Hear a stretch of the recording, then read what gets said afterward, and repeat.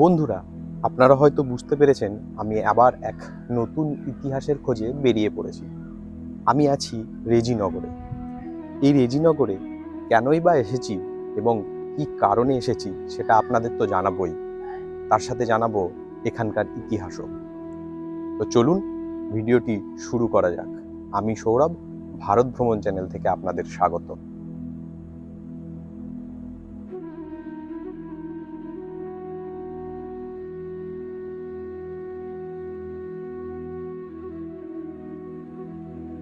আমরা ইতিহাসের পাতায় পলাশীর যুদ্ধ সম্বন্ধে সবাই জানি। ভারতীয় উপমহাদেশে এই নামটির সাথে জড়িয়ে আছে বিশ্বাসঘাতকতা, পরাজয় ও পরাধীনতার নাম। নবাব সিরাজের সবচেয়ে বিশ্বস্ত সেনাপতিদের বিশ্বাসঘাতকতার ইতিহাস লজ্জিত হলেও সেই যুদ্ধে আমৃত্যু লড়েছিলেন বেশ কয়েকজন দেশপ্রেমিক। এর মধ্যে অনন্য মর্যাদায় ঘোষিত এক যোদ্ধা মীর মদন। চলুন বন্ধুরা, আমরা এবার জেনে নিই মীর মদন কে ছিলেন এবং তার কি ভূমিকা পলাশীর যুদ্ধে। 1757 সালে 23শে জুন পলাশীর আম্রকাননে ডুবে গিয়েছিল বাংলার স্বাধীনতার সূর্য। সেই সূর্য সর্বদাই ধরে রাখতে আমৃত্যু লড়েছিলেন তিনি। দেশ জাতির প্রতি তার দায় জীবন দিয়ে শোধ করে মুর্শিদাবাদের ভাগীরথী নদীর তীরবর্তী ফরিদপুর গ্রামে শুয়ে আছেন নবাব সিরাজ তথা জন্মভূমির পক্ষে লড়া পলাশীর যুদ্ধে অন্যতম সেনানায়ক বক্সির মীর মদন। ইতিহাসের পলাশীর যুদ্ধে তার গুরুত্বপূর্ণ ভূমিকা ছিল অত্যন্ত সাহসী। যতটুকু জানতে পারা যায়, মীর মদন হাসানুদ্দিন খানের অধীনে ঢাকায় কাজ করতেন। হাসানুদ্দিন খান ছিলেন হোসেন কুলি খানের ভ্রাতুষ্পুত্র। মীর মদনকে তার বিশ্বস্ততা ও কর্মদক্ষতার জন্য নবাব আলিবুদ্দিন খান নিজেও পছন্দ করতেন। পরে তাকে ঢাকা থেকে মুর্শিদাবাদে নিয়ে এসে সেনাপতির আসনে বসান নবাব সিরাজ। তাকে দেওয়া হয় বক্সি উপাধি। সেখান থেকেই পলাশীর সমরে মৃত্যু পর্যন্ত কখনো নবাবের বিশ্বাস ভাঙেননি তিনি। আর 10টা স্বাভাবিক দিনের মতোই সেদিনও সূর্য উঠেছিল মুর্শিদাবাদের আকাশে। কিন্তু সেই আকাশ মেঘলা হয়ে যায় দুপুর নাগাদ। সেই সাথে বাংলার অঞ্চলের স্বাধীনতার আকাশেও দেখা যায় দুর্যোগের ঘনঘটা। সমকালীন ইতিহাসের নানা সূত্রে জানা যায় 1757 সালের জুন মাসের শুরুর দিকে লর্ড ক্লাইভ বাহিনী কলকাতা থেকে রওনা হয়ে জুনের 17 তারিখ দক্ষিণ কাটোয়া দুর্গ অধিকার করে। ষড়যন্ত্রকারীরা এমনই পরিস্থিতি সৃষ্টি করেছিল যে কলকাতা থেকে কাটোয়ার মধ্যবর্তী স্থানে নবাবের বেশ কিছু সেনা ছাউনি থাকলেও কেউ বাধা দিতে এগিয়ে আসেনি।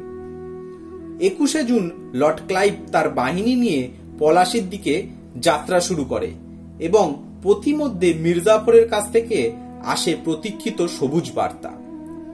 একথা আমাদের সবারই জানা। নবাব সিরাজকে সরাতে হয়েছিল একটি ঘৃণিত কলঙ্কজনক ষড়যন্ত্রে। এতে সক্রিয়ভাবে জড়িত ছিল বিশ্বাসঘাতক জগৎ শেঠ মহাতাব চাঁদ, মির্জাফর, উমিচাঁদ, স্বরূপচাঁদ, ইয়ার লতিফ, রায়দুল্লভ, ঘসিটি বেগমদের ক্ষমতার লোভ, তার সাথে রাজা রাজবল্লভ, মহারাজা নন্দকুমার, রাজা কৃষ্ণচন্দ্র রায়, রানী ভবানী প্রমুখের প্রচ্ছন্ন সহায়তায়। ফিরে আসা যাক পলাশীর প্রান্তরে। লর্ড ক্লাইভের নেতৃত্বে ইংরেজ বাহিনী হুগলি নদী পার হয়ে 23শে জুন পলাশীর প্রান্তরে শিবির স্থাপন করে। সেখানে আগে থেকেই ছিল নবাব সিরাজের একটি সুরক্ষিত শিকার বাড়ি। লক্ষ্যবাগ নামের আমবাগানের চারপাশে মাটির বাঁধ ইংরেজ বাহিনীকে দিয়েছিল বাড়তি সুবিধা। পলাশীর সমরের ক্ষেত্রের নদী তীরবর্তী অঞ্চলে অবস্থান নিয়েছিলেন মীর মদন। তার এক পাশে ছিল ফরাসি সেনানায়ক মসিয়ে সেনফ্রো ও অপর পাশে সেনাপতি মোহনলাল।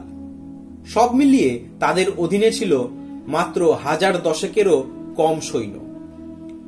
সেই যুদ্ধে মীর মদন ও মোহনলাল ছাড়াও যে কয়েকজন নবাব কিংবা দেশের সাথে বিশ্বাসঘাতকতা করেননি তারা হচ্ছেন বন্দুক বাহিনীর কমান্ডার বাহাদুর আলী খাঁ, গোলন্দাজ বাহিনীর অধিনায়ক সিং হাজারি প্রমুখ। যুদ্ধের শুরুতেই মীরমদন ইংরেজ বাহিনীকে কোণঠাসা করে ফেলেন। তবে ইংরেজরা এতটা প্রতিরোধ আশা করেননি। ক্লাইভ বিচলিত হয়ে মির্জাফরকে জিজ্ঞাসা করেন, কেন এমন প্রতিরোধ হচ্ছে? মির্জাফর তাকে উত্তর পাঠান, তাদের বাহিনী কোনো যুদ্ধ করছে না, যারা লড়ছে তারা মীরমদন আর মোহনলালের বাহিনী, কিন্তু তাদের পরাস্ত করতে পারলেই হবে। যুদ্ধের যখন এই অবস্থা, সবচেয়ে দুর্ভাগ্যজনক ঘটনাটি ঘটে তখন। বেলা 3টের দিকে দুর্ভাগ্যজনকভাবে হঠাৎ করে ইংরেজদের একটি কামানের গোলা এসে আঘাত করে মীরমদনের বুকে। মাটিতে লুটিয়ে পড়েন তিনি। তাকে নবাবের তাঁবুতে নিয়ে আসা হয়। কিছুক্ষণের মধ্যেই তিনি বিদায় নেন পৃথিবী থেকে। মীরমদনের মৃত্যু নবাবকে হতভম্ব করে দেয়। মীরমদনের অনুগত সৈনিকরা তাদের প্রিয় সেনাপতির দেহ ফেলে আসেননি। তারা তার দেহকে গোপনে বহন করে নিয়ে আসেন পলাশী থেকে কয়েক কিলোমিটার দূরে, মুর্শিদাবাদের এই রেজিনগরে। ভাগীরথী নদীর তীরবর্তী এই গ্রামটির নাম ফরিদপুর। ফরিদপুর নামটি হয়েছে সাধক ফরিদ খানের নাম অনুসারে। এই ফরিদ খানের সমাধির পাশেই তাকে সমাহিত করা হয়। ইতিহাসে পরস্পর দুটি বিরোধী চরিত্র মীরমদন ও মির্জাফর। মির্জাফর রায়দুল্লভ ইয়াল্লতিফরা যেখানে স্বার্থে অন্ধ হয়ে বিকিয়ে দিয়েছিলেন নিজেদের দেশ ও জাতিকে, সমান্তরালভাবে মীরমদন, মোহনলাল, নয়সিং হাজারির মতন দেশপ্রেমিক সেনানায়করা নিজেদের দেশ ও জাতির জন্য লড়েছেন, নিজেদের শেষ রক্তবিন্দু দিয়ে। ইতিহাস মির্জাফরদের ক্ষমা করেননি। অপরদিকে মর্যাদায় আসনী করছেন মীরমদন, মোহনলাল, নয়সিং হাজারি ও বাহাদুর খানের মতন দেশপ্রেমিক সেনানায়কদের।